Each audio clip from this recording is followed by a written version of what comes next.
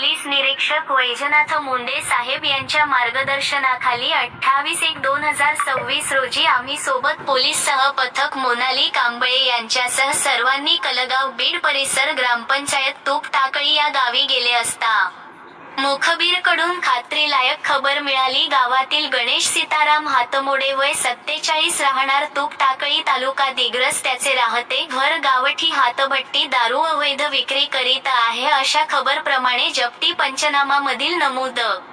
पंच बोलवून पंचायत समक्ष सादर इसमाचे घरी गेले. तो घरी हजर मिळाला. त्याला आमची ओळख दाखवून त्याच्या नाव गाव विचारले. त्यांनी आपला नाव गणेश सीताराम हातमोडे राहणार तूप टाकली तालुका दिग्रस सांगितले. त्यास गावठी हातभट्टी बाबत कारण सांगून घराची झडती घेतली असताना ते घराचे आतमधील खोली 2 प्लॅस्टिक 40 लिटर मिळाली. हातभट्टी दारू किंमत 4000 रुपये. निळे रंगाची प्लॅस्टिकच्या ड्रम 100 लिटर. सडलेला मोवा 5000 एकूण 9000 रुपये मुद्देमाल मिळून आले. पंच समक्ष जप्ती पंचनामाप्रमाणे जप्त करण्यात आले. गावठी हातभट्टी दारूची करण्यात आले. तसेच गणेश सीताराम हातमोडे राहणार तूप टाकले तालुका दिग्रस जागेवर सूचना पत्र देऊन दोषरो दाखल कर्तव्य हजर राहण्याबाबत देण्यात आले. सदर कारवाई 28 जानेवारी 2026 10 वाजताच्या दरम्यान झाली. आमच्या चॅनलला लाईक करा, सबस्क्राईब करा आणि बेल आयकॉनला विसरू नका.